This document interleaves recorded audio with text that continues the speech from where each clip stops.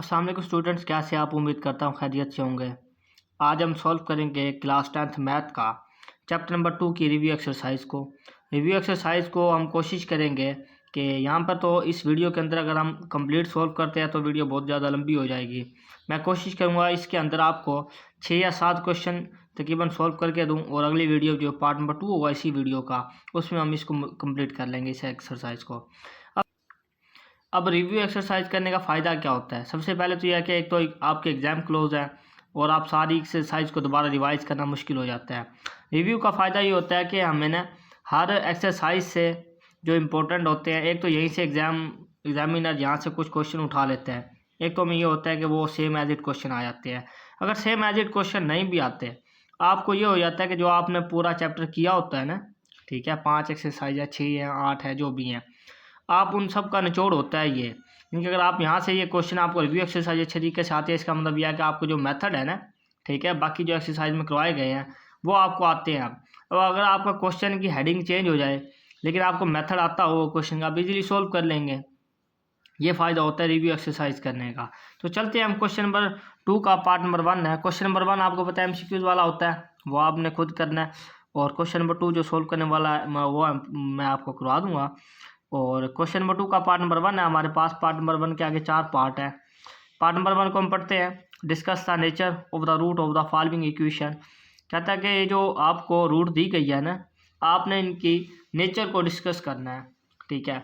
अगर हमें सिर्फ इतना कह दिया जाता कि फाइंड द डिस्क्रिमिनेंट, हम सिंपली क्या करते हैं, सिर्फ डिस्क्रिमिनेंट फार्मूला लगा के b² - 4ac, और उसको बस जो आंसर आता है उसको वहाँ तक करके छोड़ देते हैं। लेकिन यहाँ पर हमें कहा गया कि आपने डिस्कस करना है उसकी नेचर को।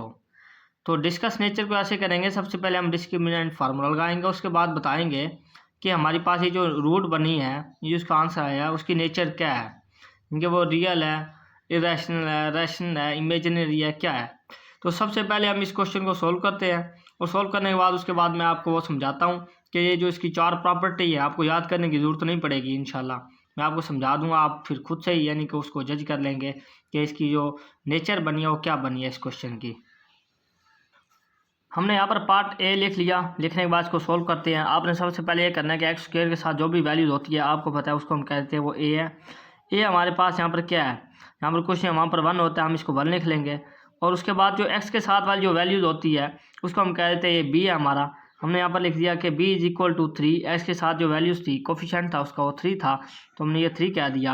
और जो बगैर x वाली होती है, यानी कि जहाँ पर x या x² नहीं होता, यानी कि कांस्टेंट वैल्यूज होती है, जैसे यहाँ पर 5 है ना, यहाँ पर x² है ना, यहाँ पर x है, तो हम इसको c का नाम दे देंगे। ये c क्या आ जाएगा हमारे पास 5, ठीक है। अब हमने a की वैल्यू भी निकाल ली, b की भी निकाल ली और c की भी निकाल ली।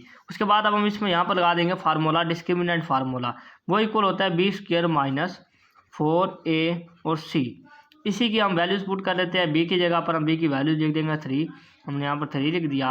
और जहाँ पर हमारे पास ऊपर 2 था उसका स्क्वायर वो लिख दिया, माइनस की जगह पर माइनस डाला और 4 की जगह पर 4 डाल दिया। उसके बाद ब्रैकेट लगा दी, क्योंकि a और c मल्टीप्लाई हो रहे हैं 4 के साथ। a की वैल्यूज हमारे पास क्या थी, 1 थी, हमने वहाँ से देख के लिख दी, और दोबारा ब्रैकेट लगाई। उसके बाद c की वैल्यू देखेंगे, c की वैल्यूज हमारे पास 5 है, हमने यहाँ पर 5 लिख दिया। लिखने के बाद अब इसको सोल्व कर लेते हैं, और 3 का स्क्वायर खोलेंगे, हमारे पास क्या आ जाएगा, 9 आ जाएगा, ठीक है। माइनस 4 को 1 से मल्टीप्लाई करेंगे 4, और 4 को 5 से मल्टीप्लाई करेंगे 20, हमारे पास क्या बन गया 20। अब हम इसको माइनस कर देते हैं, क्योंकि ये प्लस क्या और ये माइनस क्या। बड़ी वैल्यूज में से छोटी वैल्यूज को हमेशा निकालते हैं। 20 में से 9 को निकाल देंगे, हमारे पास बच जाएंगे 11, और बड़ी वैल्यूज के साथ जो हमारा साइन था वो था माइनस का, तो हमने यहाँ पर क्या लिख दिया, माइनस लगा दिया। अब हमने यहाँ पर इसकी नेचर को फाइंड करना है ना, ठीक है। हमारे पास क्वेश्चन तो ये था कि हमने इसकी नेचर को डिस्कस करना है कि हमारे पास जो नेचर आई है वो क्या आई है। हमारे पास -11 इसका आंसर आ गया है। अब मैं आपको सबसे पहले इसकी जो नेचर कैसे फाइंड करते हैं मैं आपको वो थोड़ा सा और समझा देता हूँ। अब इसकी 4 प्रॉपर्टी हैं। पहली प्रॉपर्टी हमारे पास b² - 4ac > 0 से। कहते हैं कि अगर b² - 4ac का हमने जवाब निकाल लिया, उसको यानी कि फार्मूला लगाया, जवाब निकाल लिया, अगर जवाब बड़ा आ जाता है 0 से, ठीक है, 0 से बड़ा आ जाता है जवाब जो आता है, यानी कि फर्ज को जवाब आया था 10, जवाब आया था 15 तो 0 से बड़ा है ना, तो हमने ये कह दिया। अगर कहता है कि अगर बड़ा आ जाए 0 से जवाब और परफेक्ट स्क्वायर भी बने, यानी कि जो जवाब आया है, फर्ज जवाब ऐसे आ जाता है जैसे 25 आ जाए, फ़र्ज़ कर लो 25 परफेक्ट स्क्वायर है किसका 5 का, ठीक है। अगर जवाब आया था 49 परफेक्ट स्क्वायर है 7 का। अगर जवाब आया था 36 वो परफेक्ट स्क्वायर हुआ 6 का, 6 6 36 होते हैं, ठीक है। तो कहते हैं अगर ये कंडीशन बने 0 से बड़ा जवाब आ जाए और परफेक्ट स्क्वायर बने तो हम क्या कह देंगे, हमारी रूट क्या बनेगी, रैशनल है, रियल है एंड अनइक्वल है। Rational, real and unequal. दूसरी कंडीशन में कहते हैं कि अगर जवाब फिर भी बड़ा हो b² - 4ac ग्रेटर दैन है 0 से। अब ऊपर वो कह रहा था कि ऊपर उसने कहा था अगर जवाब बड़ा हो परफेक्ट स्क्वायर बने तो रैशनल, रियल एंड अनइक्वल। अगर कहता है कि वही सेम कंडीशन यहाँ पर है, अगर जवाब बड़ा भी हो और परफेक्ट स्क्वायर ना बने, लेकिन जैसे कुछ कंडीशन में ऐसे होता है जवाब आ गया 10 किसी भी नंबर का परफेक्ट स्क्वायर नहीं है। जवाब आ गया 13 किसी भी नंबर का परफेक्ट स्क्वायर नहीं है, लेकिन 13 0 से बड़ा है। तो हम उस कंडीशन में क्या कहते हैं, अगर परफेक्ट स्क्वायर ना बने तो हम कह देंगे रूट क्या है, इरेशनल, रियल एंड अनइक्वल। यहाँ पर सिर्फ रैशनल का वर्ड इस्तेमाल किया था हमने, बाकी सारा वही लिख देना, रैशनल, रियल एंड अनइक्वल। और यहाँ पर क्या इस्तेमाल करेंगे, सिर्फ इरेशनल, रियल एंड अनइक्वल। दोनों कंडीशनों की समझ में आ गई। तीसरी प्रॉपर्टी ये थी हमारे पास इसकी कि अगर जवाब आए थे 0, कहते हैं कि b² - 4ac = 0। तीसरी प्रॉपर्टी ये कहती है कि अगर जवाब आए थे इक्वल 0 के, यानी कि 0 जवाब आ जाता है तो उसकी रूट क्या बनेगी, रैशनल, रियल एंड इक्वल। वहाँ पर अनइक्वल था पहली प्रॉपर्टी में, और यहाँ पर सिर्फ वहाँ पर अनइक्वल था और यहाँ पर इक्वल आ गया, बाकी सारा सेम रहेगा। और चौथी प्रॉपर्टी इसकी ये कहती है कि b² - 4ac <= 0 के, कहते हैं कि अगर जवाब आया था 0 से छोटा, इसका मतलब यह है कि अगर जवाब आया था माइनस के अंदर, वो 0 से छोटा होता है नंबर। फर्ज करो जवाब आ गया -11, वो 0 से छोटा है। जवाब आ गया -10, वो 0 से छोटा है, यानी कि जवाब पॉइंट में आ गया, इनका अगर सॉरी माइनस में आ गया, जवाब 0 से छोटा आ जाता है कोई अगर, तो हम क्या कह देंगे, वो हमारा क्या है फिर, इमेजिनरी है। रूट क्या है, इमेजिनरी का मतलब यह कम्प्लेक्स रूट है, वो कम्प्लेक्स, ठीक है। तो ये थी हमारी 4 प्रॉपर्टी, और इसी प्रॉपर्टी में हम प्रॉपर्टी को देखते हुए अपने क्वेश्चन को सॉल्व करते हैं। पार्ट नंबर 1 को हमने सॉल्व किया, हमारा आंसर आ गया -11। -11 क्या है, अब हम यहाँ से प्रॉपर्टी अभी मैंने आपको याद करवाई थी, अगर जवाब आए थे यानी कि 0 से छोटा, 0 से छोटा मतलब माइनस वाला, ये कंडीशन है कि b² - 4ac <= 0 से। अगर ये जवाब 0 से छोटा होता है रूट क्या बनेगी, इमेजिनरी। तो हम यहाँ पर सिंपली लिख देंगे कि हमारी जो रूट्स है, यहाँ पर हमने सिंपली लिख दिया कि रूट्स आर इमेजिनरी।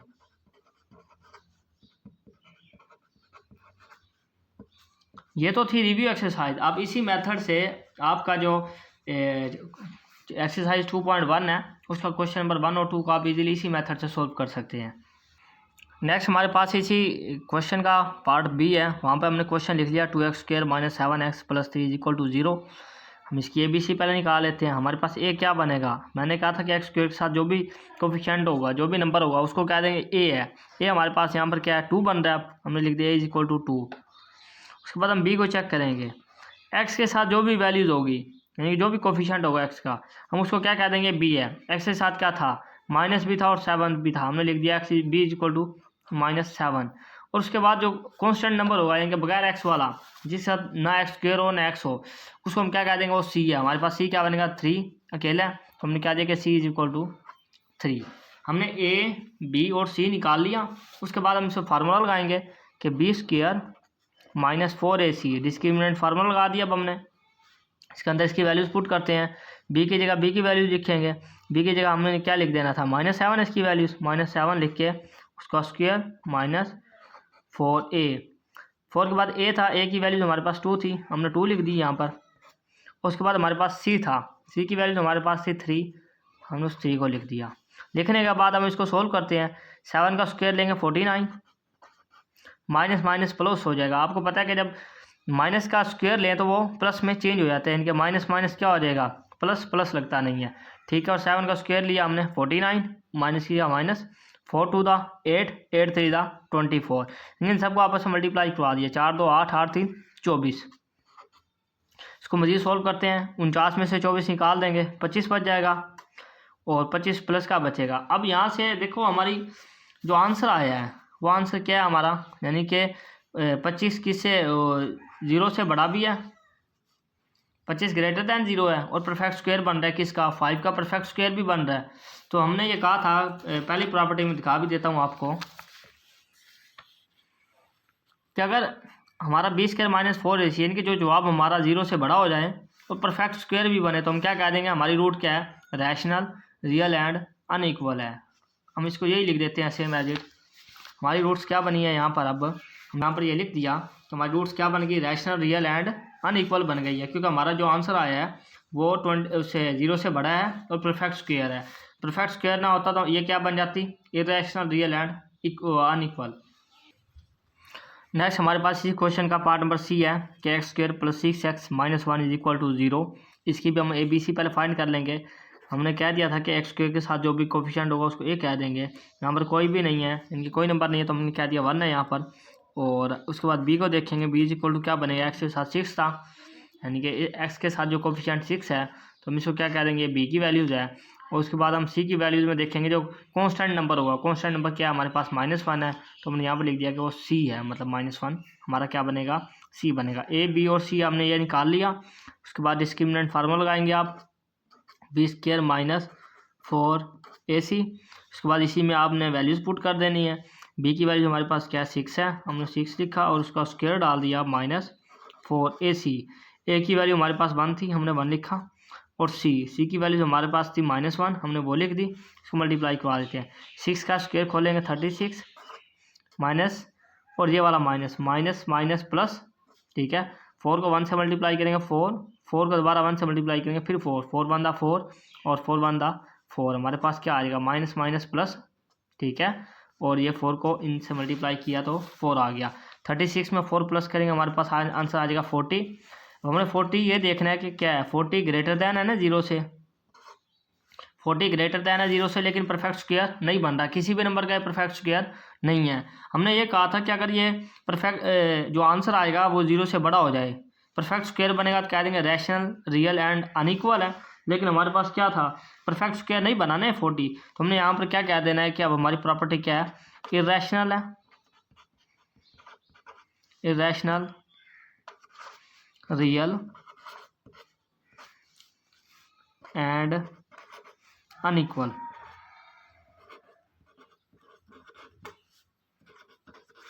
ठीक है। अगर यहाँ पे हमारे ये जो आंसर था अगर हमारा बन जाता परफेक्ट स्क्वायर, यानी कि 0 से तो बड़ा है ये, अगर यहाँ पर ये कोई स्क्वायर वाला नंबर बन जाता, जैसे 36 यहाँ पर आया था, 49 आया था, 64 आया था, वो 8 का स्क्वायर होता है, और 49 7 का, 36 6 का, 25 5 का, 16 4 का, ऐसे ये कोई परफेक्ट स्क्वायर बनता तो हम इधर क्या कहते हैं, सब ये रैशनल, रियल एंड अनइक्वल है।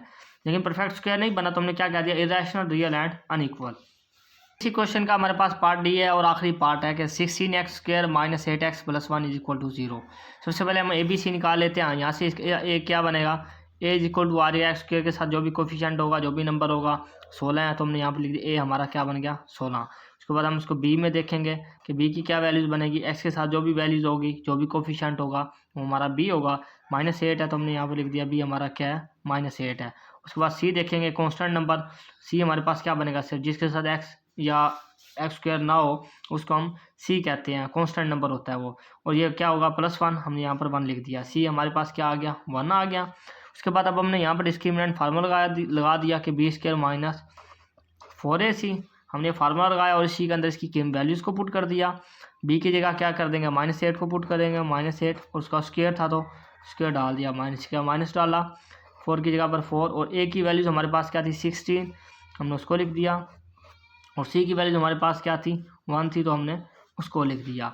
अब 8 का स्क्वायर खोलेंगे तो हमारे पास आ जाएगा 64, और माइनस माइनस क्या हो जाएंगे, क्योंकि माइनस के ऊपर क्या है स्क्वायर है, माइनस माइनस प्लस, प्लस लगता नहीं है आपको पता है। उसके बाद ये माइनस वैसे लिख देंगे, 4 को 16 से जब हम मल्टीप्लाई करवाएंगे तो ये बन जाएगा 64, 64 को 1 से मल्टीप्लाई करेंगे सेम 64।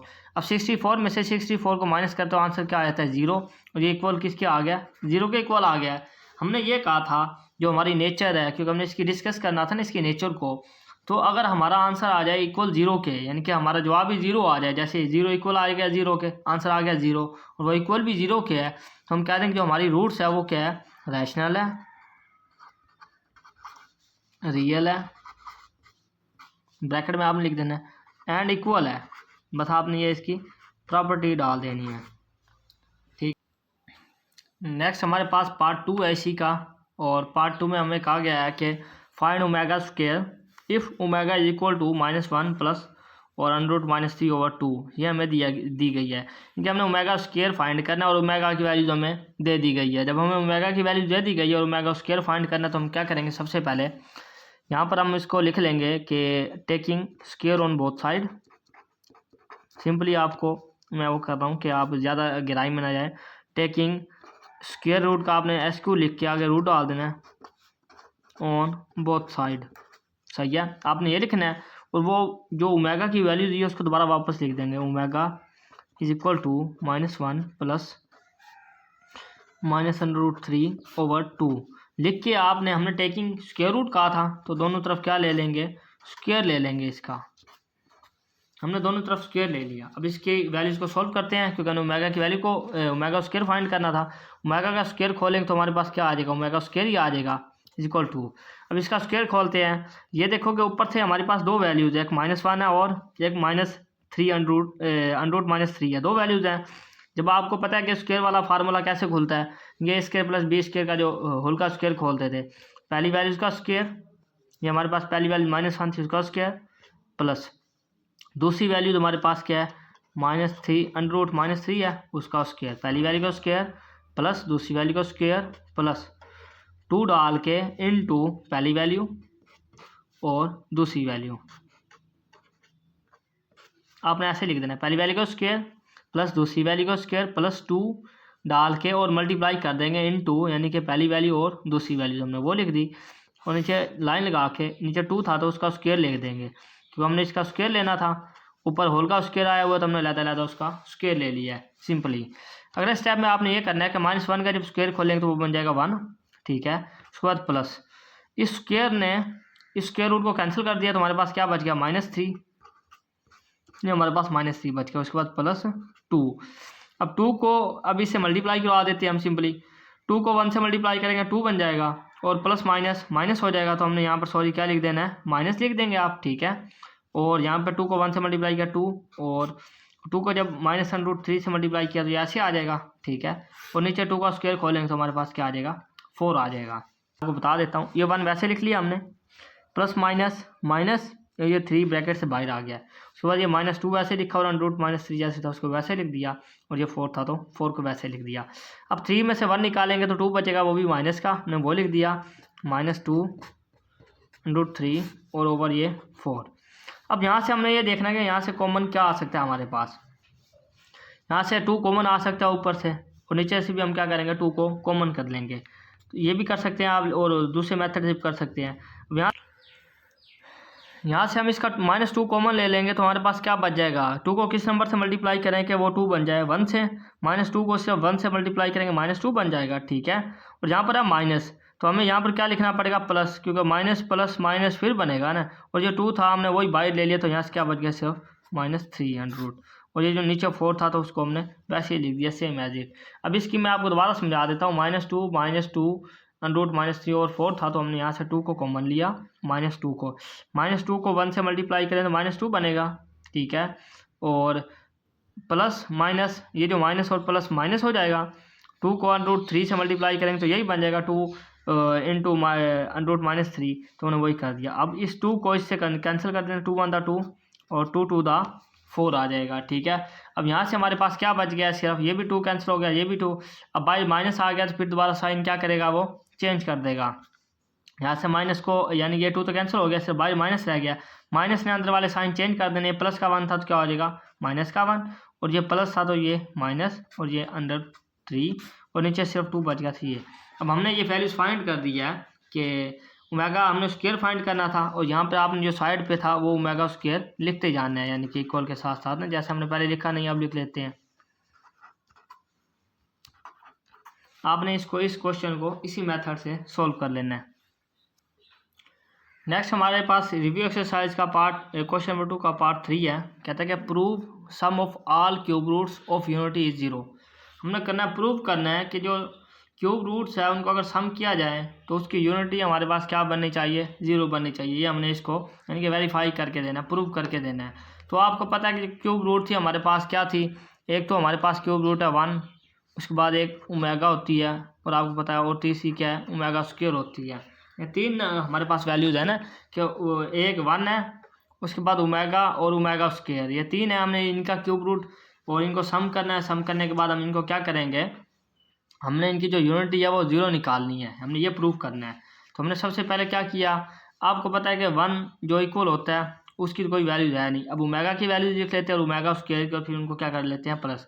अब यहाँ से हम कह देते हैं कि ओमेगा जो इक्वल है, इनकी ओमेगा की जो बुक में हमें वैल्यूज़ दी गई थी वो ये दी गई थी कि -1 प्लस और ये -3 है और नीचे क्या है इसके 2 है। हमने यहाँ पर ओमेगा की वैल्यू लिख लेनी है सबसे पहले, क्योंकि हमारे पास ये बुक में दी गई थी।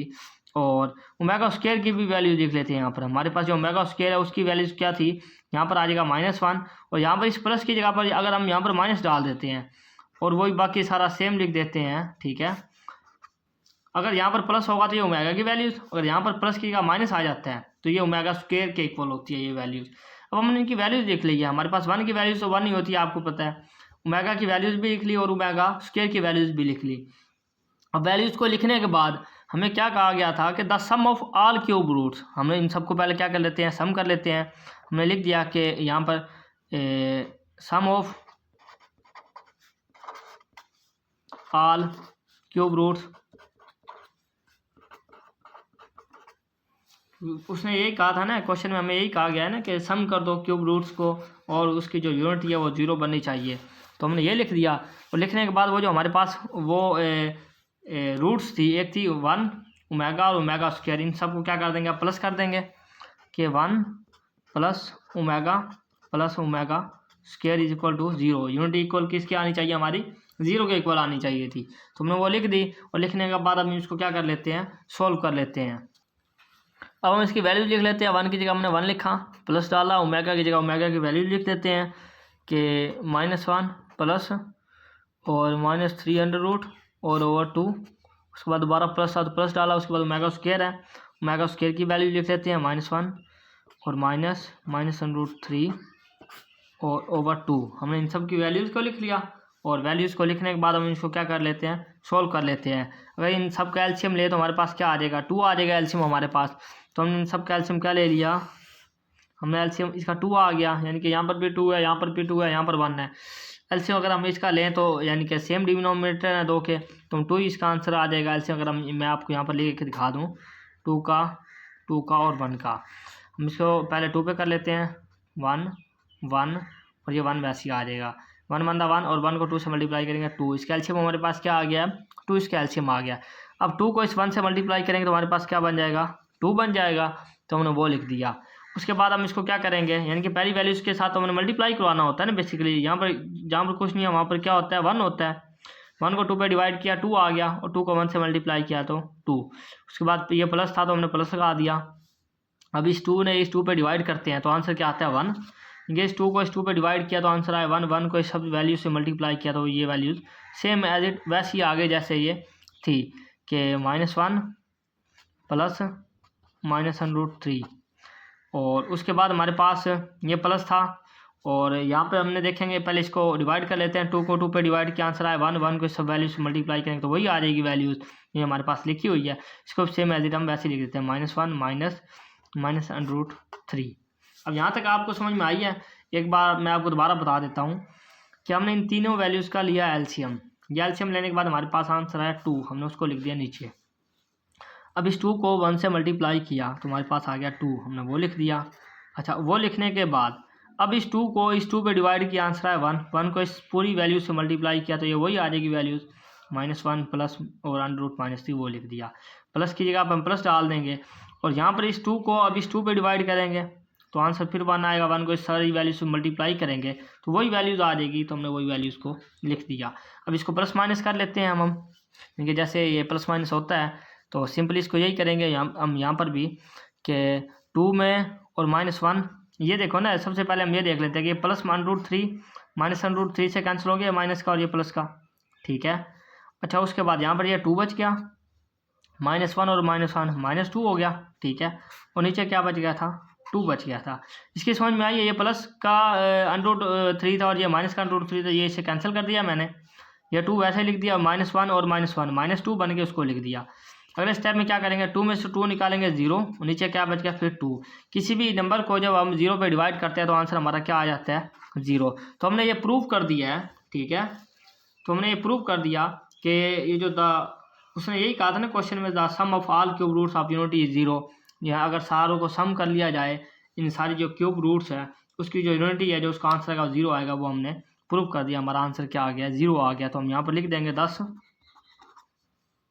1 प्लस ओमेगा का स्क्वायर इज इक्वल है 0 पे। हमने इसको ये प्रूव कर दिया है। नेक्स्ट हमारे पास इसी क्वेश्चन का पार्ट 4 है, और पार्ट 4 में हमसे पूछा गया कि find the product of complex cube roots of unity. Question number 3 में हमें कहा गया था कि the sum of all cube root, और इधर कहा गया product of complex cube roots of unity, यानी कि हमने इसको फाइंड करनी है। उस वक्त यूनिटी हमें कहा गया था 0 है इक्वल के, हमने वो प्रूव करना था। लेकिन इस मरतबा हमें क्या फाइंड करना है, क्या प्रूव करना है कि find the product of complex cube root. क्या क्यूब रूट का कम्प्लेक्स फाइंड करो, और वो क्या बनेगी ऑफ यूनिटी, उसकी जो यूनिटी है वो 1 बननी चाहिए, यानी कि उसका आंसर क्या आना चाहिए, हमारे पास 1 आना चाहिए। तो यहाँ पर भी हम यही करते हैं, जो तीनों हमारे पास वो जो क्यूब रूट है उसको लिख लेते हैं, और लिखने के बाद हम सबको आपस में मल्टीप्लाई करवा देते हैं, क्योंकि हमें यहाँ पर कहा गया प्रोडक्ट ऑफ कम्प्लेक्स। हमने यही किया, पहला हमारे पास 1 था, हमने उसको लिख लिया, और दूसरा हमारे पास जो नंबर था वो ये था कि -1 प्लस और -√3/2 हमने वो लिख दिया। और तीसरी हमारे पास जो वैल्यूज़ थी वो ये थी कि -1 -√3/2। इन सब को हमने क्या करना था, आपस में मल्टीप्लाई करना है। पिछली मरतबा हमने क्या किया था, सम का कहा गया था तो हमने उनको प्लस किया था। अब हम इनको मल्टीप्लाई कर देते हैं पहले, और 1 को इन किसी भी नंबर से मल्टीप्लाई करें तो वो सेम आ जाएगा। 1 को इससे मल्टीप्लाई कर दिया, सेम आ गया -1 प्लस -√3/2। और अगले स्टेप में हम इसको वैसे लिख देंगे, अगले ब्रैकेट को। अच्छा, इसको लिखने के बाद हम इसको मल्टीप्लाई करवा देते हैं। आपको पता है कि मल्टीप्लाई के अंदर पहले ऊपर वाले नंबर को ऊपर वाले से और नीचे वाले को नीचे वाले से, यानी कि नोमिनेटर को नोमिनेटर से मल्टीप्लाई करवा सकते हैं आप, डिनोमिनेटर को डिनोमिनेटर से। हमने यहाँ पर यही किया कि यहाँ से हमने इसको 2 को 2 से मल्टीप्लाई किया तो 4 आ गया। अब यहाँ से देखें कि हमारे पास एक फार्मूला बन रहा है, -1 प्लस एक ये प्लस की वैल्यूज़ और ये माइनस की वैल्यूज़ है। हमारे पास एक फार्मूला था, अगर आपको याद हो, कि पहली a+b और a-b, ये अगर हमारे पास फार्मूला था, अगर आपको याद हो, a+b a-b इक्वल था पहली वैल्यू का स्क्वायर और माइनस दूसरी वैल्यू का स्क्वायर के, ये स्क्वायर माइनस b स्क्वायर के इक्वल था। यहाँ पर भी यही कंडीशन बढ़ रही है ना, पहली वैल्यूज़ के अंदर प्लस और दूसरी के अंदर हमारे पास माइनस है। तो हम यही वाला फार्मूला अप्लाई करने की कोशिश करेंगे कि पहला नंबर हमारे पास यहाँ पर भी -1 है और यहाँ पर भी 1 है, पहली वैल्यू का स्क्वायर ले लेंगे, ठीक है। हमने ये उसका स्क्वायर ले लिया और यहाँ पर माइनस डाल के दरमियान में इस फार्मूले के तहत, ठीक है, a+b इंटू a-b इक्वल था a² माइनस b स्क्वायर के। हमने यहाँ पर भी यही किया, यहाँ पर a की वैल्यूज़ यानी कि हमारे पास -1 थी उसका स्क्वायर, माइनस दूसरी वैल्यूज़ हमारे पास √-3 थी, √-3 लिख के उसका भी हमने स्क्वायर ले लिया। अब स्क्वायर लेने के बाद इसको मज़ीद सोल्व करते हैं, और आगे क्या करेंगे, -1 का स्क्वायर खोलेंगे 1 आ जाएगा, क्योंकि माइनस प्लस और 1 का स्क्वायर 1, ये माइनस वैसे डाल दिया, इस स्क्वायर ने स्क्वायर रूट को कैंसिल कर दिया, तो हमारे पास यहाँ पर क्या बच गया, -3 बच गया, ठीक है। और नीचे हमारे पास था 4। नेक्स्ट इसको सोल्व करते हैं, 1 माइनस प्लस और 3 वैसे बाहर आ गया ब्रैकेट से, ठीक है। नीचे ये आ गया 4। आगे सोल्व करते हैं, 3 और 1 4/4। आपको पता है कि 4 को 4 पे डिवाइड करेंगे तो हमारे पास आंसर क्या आ जाएगा, 1। मैं यही कहा था कि आपने यूनिटी बनानी है इसकी, कि find the product of complex cube root of unity. हमने वो इक्वल किसके थी, यूनिटी की थी, तो हमने इसका आंसर क्या निकाल दिया, 1 इसका आंसर आ गया। हमने यहाँ पर क्या सकते थे, हम यहाँ पर कह सकते हैं कि the product of cube roots of unity is equal to 1। हम यहाँ पर ये कह सकते हैं।